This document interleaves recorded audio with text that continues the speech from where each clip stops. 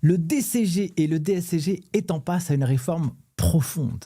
Depuis 2019, depuis 2020, des programmes ont été réalisés, sauf que la comptabilité et la gestion et le monde du travail, avec l'intelligence artificielle et les nouvelles compétences qui émergent, eh bien, ces diplômes devaient être réformés. Dans cette vidéo, je vais vous donner les dernières actualités sur la réforme prochaine et à venir. Pour quelles raisons réforme-t-on le DCG? En quoi les programmes vont-ils sensiblement évoluer ou pas?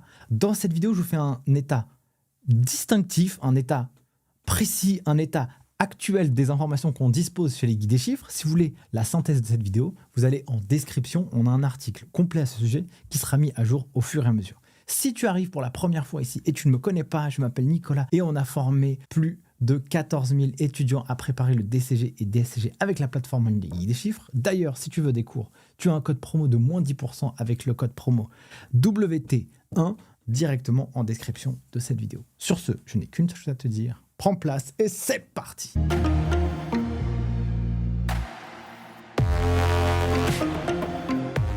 Allons directement dans le vif du sujet. Le DCG-DSCG, il y a une réforme qui va avoir lieu en 2026, avec a priori des examens qui vont débuter en mai 2027. Ça veut dire que à l'heure actuelle où je tourne cette vidéo, on est au mois d'avril 2025, donc il va y avoir, avec le programme actuel et en vigueur, qui date depuis 2019 ou 2020, si ma mémoire est juste, 2 sessions. La session de mai-juin 2025 et la session de mai-juin 2026.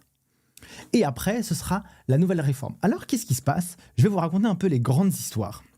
Là, je vous montre tout de suite à l'écran.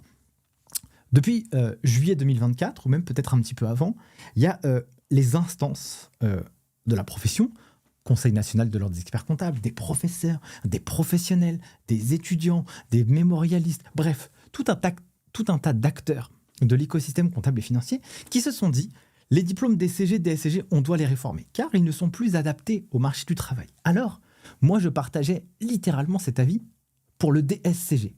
Pour le DCG, j'étais un peu plus mesuré, parce que je considère quand même que le DCG, les compétences techniques qui y sont enseignées sont incroyables pour accompagner les entreprises. Alors parfois, il y a des choses qui vont peut-être un peu trop loin, qui mériteraient d'être ajustées. Dans cette vidéo, je vais vous montrer les premiers prémices de programmes de formation et qu'est-ce qui change déjà actuellement. Donc, il y a un groupe de travail qui ont été faits, qui a été mis en place pour étudier et concevoir des nouveaux programmes de formation sur l'ensemble des UE, qu'elles soient DCG ou DSCG. Et ils ont voulu, dans le cadre de ce travail, créer de la logique pédagogique entre ces deux diplômes. Ce qu'on voit en DCG, on ne va pas le voir en DSCG. Et pour faire le DSCG, je dois avoir comme prérequis les éléments du DCG. Et là, c'était un peu touffu. Donc, on a voulu recalibrer, le groupe de travail a voulu recalibrer tout ça. Donc, c'est composé d'enseignants, d'enseignants-chercheurs et de représentants de la profession. Alors, vous avez ici à l'écran l'ensemble des nouveaux programmes. Alors attention, au moment où je tourne cette vidéo, ce ne sont pas les programmes officiels. Je rebondis sur une actualité. Pourquoi? Parce que le 1er avril 2025, Jean-Luc Rossignol, qui est le président national du DSCG, il a lancé un appel public pour une consultation publique sur les réseaux sociaux pour inviter des professeurs, des experts comptables, des professionnels, des spécialistes du secteur pour leur donner leur avis sur ce premier travail qui a été fait sur l'ensemble des UE, à la fois DCG, le droit, la compta, la gestion, la finance, puis le DSCG. Donc je vous mets tout de suite à l'écran, comme ça il y aura l'ensemble des éléments. Alors, à la demande de la profession comptable, un travail de rénovation des programmes DCG et DSCG a été lancé en juillet 2024, sous l'autorité du ministère de l'Enseignement supérieur et de la Recherche. Oui, parce que le ministère, c'est lui le patron de ces cursus-là. Des groupes de travail par UE et par diplôme constitués d'enseignants, enseignants-chercheurs, ont fait un travail remarquable d'analyse des programmes actuels. Donc moi, je l'ai bien regardé, forcément, puisqu'on a accompagné 14 000 étudiants à préparer le DCG et DSCG. Donc, je connais bien les programmes actuels, à partir d'un double diagnostic pédagogique et d'adéquation des besoins métiers. Oui, aujourd'hui, typiquement, comprendre les BSA en compta approfondi, non, on ne fait pas ça dans la vraie vie. Ça, c'est destiné à quelques typologies d'entreprises. Et franchement, c'est pas destiné à des gens qui font du DCG, à mon sens. Parce qu'en réalité, ceux qui font du DCG et qui sont dans le monde du travail, ils ont besoin de voir des choses concrètes pour accompagner les clients.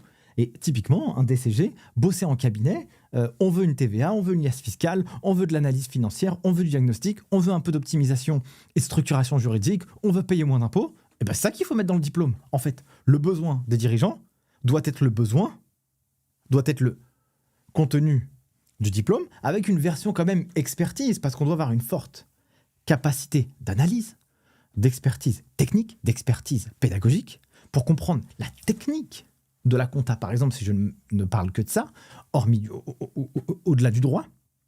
Et puis, comment je vais pouvoir retranscrire ça dans le monde de la vraie vie. Donc, je continue ma petite histoire. On a fait un travail remarquable à partir de il propose de les faire évoluer dans leur structure et dans leur contenu, en veillant à la meilleure articulation possible entre les deux diplômes.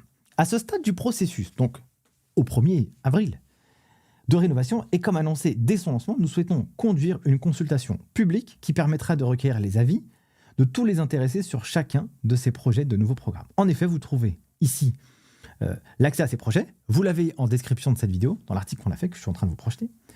Le rappel du programme actuel et le modèle de questionnaire en PDF. En effet, pour recueillir les avis individuels des enseignants, professionnels ou autres parties prenantes, pour chaque UE de chaque diplôme, un questionnaire accessible.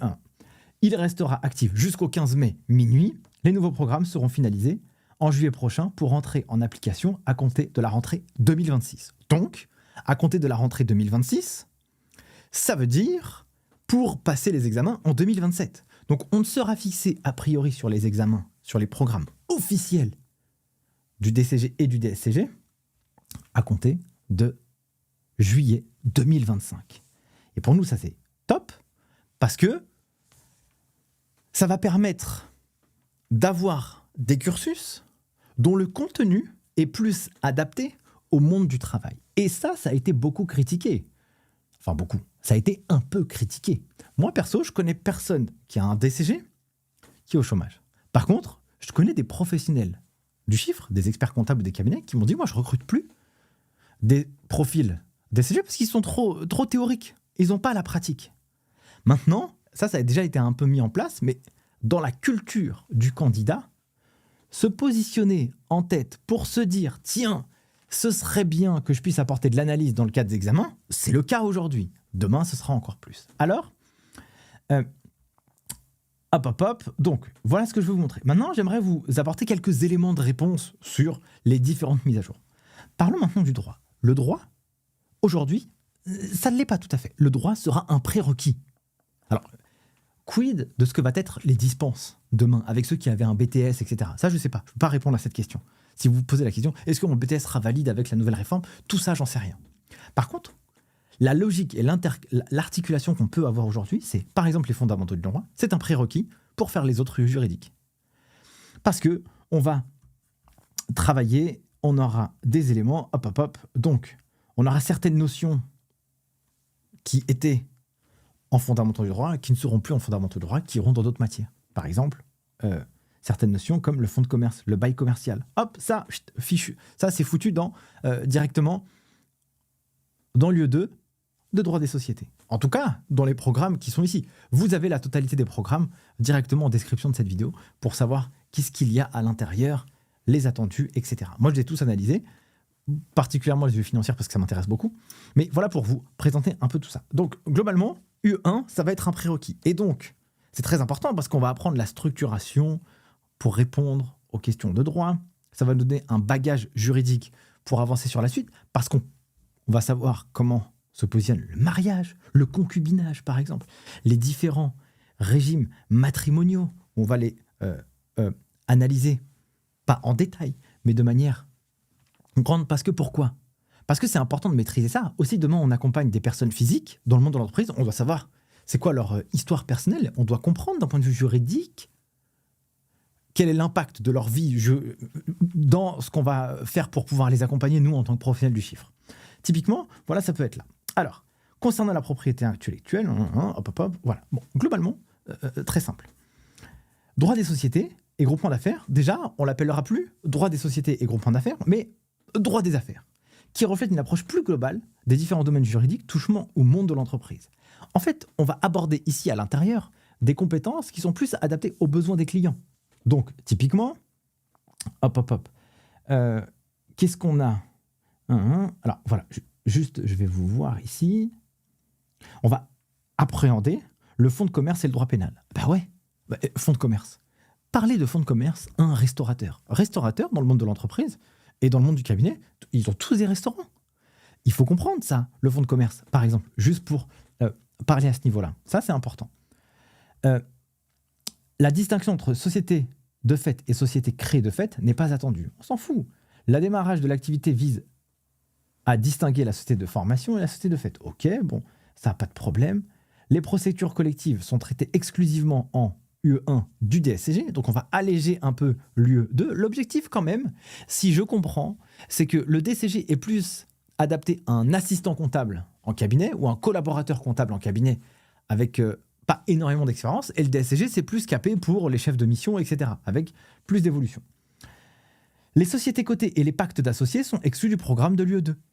Bon, ok, donc ça allège. Oui, parce que les sociétés cotées, un collaborateur comptable en cabinet, il ne fait pas ça. Ça, c'est plus dans les Big Four, plus dans les cabinets qui sont plus structurés. Et en vérité, 70% du marché des cabinets d'expertise comptable, ils ont moins de 10 salariés. Donc, globalement, ils auront peu de chances de traiter des dossiers comme ça. Donc, pourquoi passer autant de temps à le réviser ? Autant mettre ça chez le boss, qui est le DSCG. En tout cas, la version beaucoup plus boostée. L'utilité des autres formes sociétaires de groupement, y compris l'économie sociale et solidaire, est expliquée. Ah oui, l'économie sociale et solidaire, ça fait partie du game maintenant. Ça fait complètement partie de l'histoire. Les sociétés à mission, la RSE, etc. Ça, c'est très important. Donc, globalement, droit social. Bon, là, je n'ai pas regardé en détail le droit social, mais franchement, le droit social, je ne pense pas que ça change grandement. À la différence, c'est quand même parce qu'il était quand même déjà très très bien. C'est peut-être que les compétences doivent... les aspects sociaux liés aux procédures collectives, aux groupes de sociétés, aux restructurations d'entreprises sont désormais traités uniquement dans le cadre de l'UE1. Donc là, petite boîte DCG, grosse boîte DSCG. Il n'y a pas de mix entre les deux. On vise à être un peu plus simple. Donc par exemple, les missions de la DRET ne sont pas à connaître, on s'en fout quoi, franchement, et tant mieux. Alors c'est intéressant de le savoir, pour la culture générale. Ça, dans la culture juridique, c'est bien. Vous serez un bon professionnel. Qui est la DRET ? Ils font quoi ? Donc ça, c'est très bien. Le télétravail peut être abordé à titre d'exemple sans que son régime juridique ne soit à connaître. Forcément, de toute façon, le télétravail, c'est encore assez peu bien développé. Le fait qu'on sache que ça existe par rapport à 2020, les programmes d'avant la réforme qui sont intervenus en 2020, Covid 2020, télétravail, ça existait mais pas trop. Là, c'est bien qu'on puisse le savoir. Voilà, globalement. Alors, qu'est-ce qu'on nous dit sur le droit fiscal ? Ah, droit fiscal, ça c'est intéressant. Alors, l'impôt sur le revenu, le calcul, pour l'impôt sur le revenu, le calcul de la décote n'est plus abordé. Ah, bah c'est bien, parce que franchement, l'impôt sur le revenu en DCG, ça peut vraiment casser la tête. Et en plus, ça apporte pas beaucoup de points. Oui, mais il y a quand même pas mal de choses qui sont intéressantes. En matière de TVA, l'étude des régularisations suite à un changement d'affectation est exclue. OK. Concernant les régimes partiels, la double variation des coefficients de taxation et d'assujettissement n'est plus étudiée. Le régime simplifié d'imposition de la TVA est exclu du programme. Parce que je crois que de toute façon, il me semble que la CA12, ils vont le terminer. Il n'y aura plus. Je crois que ça n'existe plus. J'ai vu passer un truc là-dessus à ce sujet. Bah, tant mieux. Donc, comme ça n'existe plus, pourquoi le mettre au programme ? On le vire et puis du coup, c'est plus simple. Imposition. Concernant le résultat imposable dans le cadre de l'IS, l'étude des abandons de créances à caractère commercial et financier est transférée à l'étude de l'homme est limitée. Le mécanisme... OK, bon, ça, il n'y a plus. D'accord. Les échanges intracommunautaires... Alors, seules certaines dérogations spécifiques sont à étudier. PS sur immeuble, produit de cession, je sais pas, plus-value, je sais pas, PS sur l'immeuble et location, je sais pas, qu'est-ce qu'on a voulu dire là-dessus. Donc ça, j'ai pas, hop. Ok, donc ça, c'est pour le droit fiscal. Je crois qu'il y a des choses aussi sur la taxe sur les salaires. Ça, il me semble qu'il n'y a plus. Donc, dans le cadre de l'UE. Donc, en fait, on avance dans l'articulation de la réforme, et à ce stade, on diminue des choses. Et on affecte plutôt au DSCG. Alors, le DSCG change aussi. D'accord ? Finances d'entreprise. Alors, la rénovation de l'UE6 se caractérise par l'intégration d'une dimension extra-financière au diagnostic, avec la prise en compte des critères ESG, environnement, social et gouvernance. Alors ça, c'est une masterclass. Parce que, d'un point de vue business, les entreprises, ils vont dans la RSE. Pourquoi ? Parce que ça a des impacts sociétaux, ça a des impacts sur lesquels ils doivent produire des documents, parce qu'ils en ont soit l'obligation professionnelle, soit l'obligation business pour aller chercher des contrats, soit aussi pour la volonté de transparence. Et ça va intégrer à l'intérieur de l'UE. Et ça, je trouve que c'est incroyable, parce que ça aide aussi à développer la culture business. Donc, le programme a également subi un allègement significatif concernant la gestion de trésorerie, qui se concentre désormais uniquement sur les produits financiers proposés par les établissements de crédit. Parfait. Plusieurs éléments de l'ancien programme ont été supprimés, notamment le tableau de flux de trésorerie, le retraitement des EENE, l'établissement du bilan financier, l'analyse des garanties des prêteurs, la gestion de la trésorerie à très court terme, la réalisation du plan de trésorerie et les aspects liés aux gains de placement et à la négociation des mouvements de trésorerie. Donc en gros, on va se concentrer bien sur le diagnostic, moins la partie calcul. D'ailleurs, l'élaboration du tableau de flux de trésorerie, ça c'est un cauchemar pour les étudiants. Toujours ils se plantent là-dessus. C'est très bien.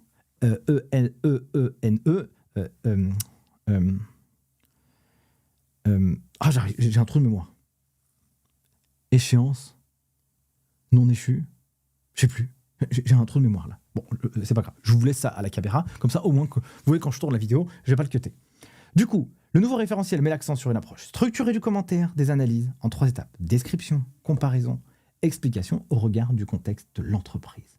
Toute recommandation doit être opérationnelle et basée sur une faiblesse identifiée. Et c'est là où c'est une masterclass, les amis. Parce qu'on va exiger de vous que vous fassiez de l'analyse. J'analyse le diagnostic. Qu'est-ce qui se passe ? Qu'est-ce que je constate ? Qu'est-ce que je te montre ? Quel est le problème ? Quelles sont les recommandations que je vais te faire ? Et ça, les entrepreneurs en ont besoin dans le monde de l'entreprise. Que vous bossiez en cabinet ou en entreprise, c'est la même chose. Le dirigeant, il veut ça. Donc, escompté. Ah voilà, effet escompté non échu. Ah, merci beaucoup. Donc, plusieurs éléments supprimés. Tout ça que vous avez ici à l'écran. Donc, parfait, ça marche. Donc là, déjà, vous avez cette information. Alors, encore une fois, ce ne sont pas des programmes arrêtés. Ils ne sont pas publiés au bulletin officiel. C'est le travail qui a été réalisé. D'ailleurs, vous pouvez apporter, vous, vos propres recommandations à l'issue de cette vidéo. Pourquoi pas. Management s'articule autour de l'intégration des enjeux 1, notamment le développement de l'IA et la gestion des risques. Ça, c'est important. L'IA, l'intégration de l'IA et des outils numériques dans le processus décisionnel est une nouveauté accompagnée. Et ça, franchement, ça, c'est hyper important. Je pense qu'on va toujours parler des écoles, oui. Ok, des bases théoriques sur le management opérationnel. Ça, les théories, ça, c'est important. On pense que Mintzberg et tout le tralala, eux, c'est décorrélé de la réalité. Mais non, absolument pas. Ils ont bossé sur des théories qui fonctionnent encore dans le monde d'aujourd'hui. Comprendre l'organisation, comment elle fonctionne, comment elle est gérée, comment elle est managée, comment les stratégies sont opérées dans une organisation, ça a un impact, ça, dans les bilans et le compte de résultats. Ça a un impact dans les documents financiers. Pourquoi ? Parce que les stratégies passées apportent les fruits du jour. Et les fruits du jour montreront les fruits futurs ou pas. Et donc, c'est important de savoir comment c'est conçu. Alors, nouveau programme. Enjeux autour de la durabilité, du développement de l'intelligence artificielle et des risques. Bon, ça, vous avez tout ça ici. Hein. Alors, attendez. Hop. Là, vous avez tout ça. Donc, là, hop. Je vous mets ça ici. Donc, voilà, par exemple. Il ressemble à ça, les programmes. Donc, vous avez tout partie de l'ancien programme enlevé. Donc, là, on n'y dit pas. Pas de comparaison entre dirigeants, managers, entrepreneurs. Connaissance, nouveau programme. Hop, donc voilà, ici, là. Ça, c'est intéressant. Économie sociale et solidaire. Ici, limite de connaissance, on y va ici. Donc ça, c'est intéressant. Voilà. Bon, vous pouvez regarder ça très simplement de votre côté. OK ? Voilà. Théorie de l'avantage concurrentiel. Porteur, il est toujours là, quoi. Hein. Donc ça, il n'y a pas de problème, hein, les amis. Ensuite, retournons à nos moutons. Donc, on a vu les 7 UE, hop. Ensuite, regardons l'UE8. Ah bah là, l'UE8, à mon avis, ça va changer. Hein. Ça, c'est obligé. Hein. Parce que là, le nouveau programme intègre des enjeux contemporains majeurs tels que la durabilité, l'IA, la protection des données, la conformité réglementaire. Naturellement, c'est tellement important, en fait. Donc là, qu'est-ce qu'on nous dit ? Pour moi, ça, c'est vraiment le point extrêmement important. L'UE8 constitue le point d'entrée dans le programme d'UE5 du DSCG. Là, ce que je vais faire, là, le but, c'est de comprendre comment fonctionne la data dans une organisation. Parce que la data, si elle n'est pas sécurisée, c'est la guerre, c'est la hesse, comme diraient les jeunes. Pourquoi ? Parce qu'une mauvaise data, pas protégée, mal structurée, mal organisée, on prend des mauvaises décisions, on fait des erreurs, on a des risques de faire exploser l'entreprise parce qu'elle peut cracher du jour au lendemain à cause d'une mauvaise protection. Donc ça, c'est important de bien comprendre. La notion, donc il y a des choses qui sont en complémentarité avec l'UE5, donc MSI, Management des systèmes d'information. Moi, je pensais qu'ils allaient pas mal changer les noms des UE, mais en vrai, pas grand-chose, quoi, en fait. Échange dématérialisé, facture électronique, DSN, donc ça c'est important. Ensuite, compta. Bon, ça m'intéresse beaucoup, ça. Compta, la compta, c'est allégé, mes chers amis. La prise en compte, naturellement, des mises à jour. Donc là, on a quoi ? Donc, les points suivants ont été explicitement enlevés du programme. Moi, ça que j'ai envie de voir. La lettre de change papier, ouais, c'est galère. La présentation de la comptabilité budgétaire et gestion et la gestion financière. Bon, ça, forcément, c'est obligatoire. La présentation des différentes étapes de la construction progressive du droit comptable. Qu'est-ce qu'on a d'autre ? Hop. Donc ça, la compta, introduction de la notion de contrôle sur quasiment toutes les compétences. Alors ça, quand j'ai vu ça, j'ai trouvé que c'était du bonheur. Nous, chez les guides des chiffres, sur le programme de l'UE9, du DCG, quand on l'a conçu dans la première version en 2020, là, il y a la nouvelle version actualisée au PCG 2025. Donc, si vous souhaitez vous inscrire à la plateforme en ligne des guides des chiffres pour suivre toutes les UE du DCG, avec même les mises à jour futures qui viendront quand on aura le programme officiel. Mais là, actuellement, pour la prochaine session, vous avez moins 10%, rappelez-vous, avec le code YT1, moins 10% sur tous les abonnements et toutes les offres. Donc, vous pouvez y aller directement en description. Lorsqu'on a conçu l'UE9 du DCG, on s'est dit quoi ? Mais on s'est dit, il nous faut absolument que l'on puisse montrer l'impact des écritures sur les documents financiers. Pourquoi ? Parce que ça aidera l'étudiant à comprendre que l'histoire d'une écriture impacte les documents de synthèse. Et que cette histoire d'écriture, ça va développer son esprit d'analyse qui sera utile pour la finance et le contrôle de gestion.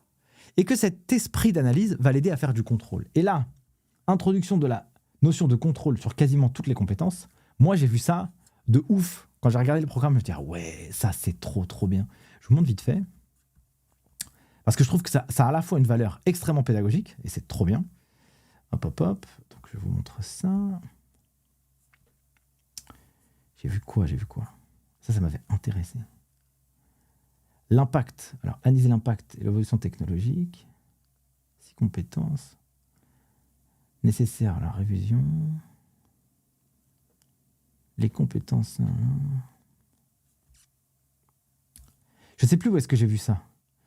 Bon, je vous le fais comme ça en live, en direct. Parce qu'en fait, cette vidéo, je ne l'ai pas préparée. Donc, moi, j'ai pris l'article qui a été fait par un membre de la team.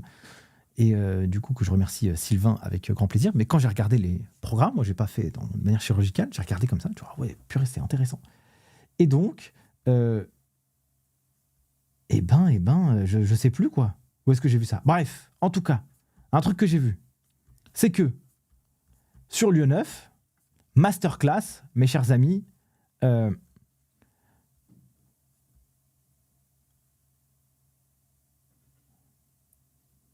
sais plus où est-ce que j'ai vu ça. Mais en tout cas, voilà, vous avez toutes les informations là, qui ont été apportées. La valeur vénale comme valeur d'entrée dans le patrimoine des immobiliers obtenus à titre gratuit. Donc ça, on enlève. Hop, on prend plus. Donc la distinction entre inventaire permanent et inventaire intermittent, les écritures d'inventaire sont uniquement envisagées dans le cadre d'un inventaire intermittent. Ah, ok, d'accord, ok. Bah, c'est ok, ça marche. Donc vous voyez qu'il y a des subtilités. On ne voit pas tous les cas d'usage, mais on va en voir quelques-uns. Ok les amis, donc voilà pour cette partie. Qu'est-ce que je fais ? Je continue. Donc je continue avec, j'ai vu l'UE9, l'UE10. Alors sur l'UE10, qu'est-ce qu'on a ? Il y a plusieurs points spécifiques qui sont supprimés. Ça, une attention est portée. Alors voilà, il y a plusieurs éléments. Compétences de contrôle pour chaque thème abordé, soulignant la nécessité pour les étudiants de ne pas maîtriser la comptabilisation des opérations, mais également d'être capable d'en vérifier la pertinence. Peut-être que demain, dans les examens, on vous dira, il y a cette écriture comptable qui est passée, il y a cette balance qui dit ce solde, c'est juste ou pas ? C'est bizarre ou pas ? Vous devez savoir comment sont construits les écritures comptables. De ces écritures comptables, comment ça doit se traduire normalement dans la balance? Est-ce que par nature, un compte, il est au débit ou au crédit? S'il n'est pas soldé, s'il n'est pas payé, s'il n'est pas... Vous devez savoir. Ça, typiquement, sur la plateforme en ligne des Geeks des chiffres, on fait ça tout le temps.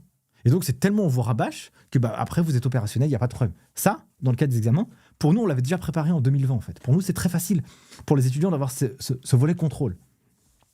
Ensuite, une attention est accrue à l'analyse des opérations en résultat exceptionnel. Ça, c'est très, très, très marrant parce que comme le résultat exceptionnel a été quelque chose qui a été réformé dans le cadre du nouveau PCG 2025, du coup, ça ne m'étonne pas que ça vienne en comptabilité approfondie parce que c'est sous-documenté de toute façon. Et donc, comme c'est exceptionnel et que ce n'est pas traditionnel dans la vie courante d'une entreprise, du coup, c'est pour ça qu'on ne le met pas dans le programme du DCG, dans comptabilité U9, et qu'on met ça en comptabilité approfondie. Ça me paraît complètement logique.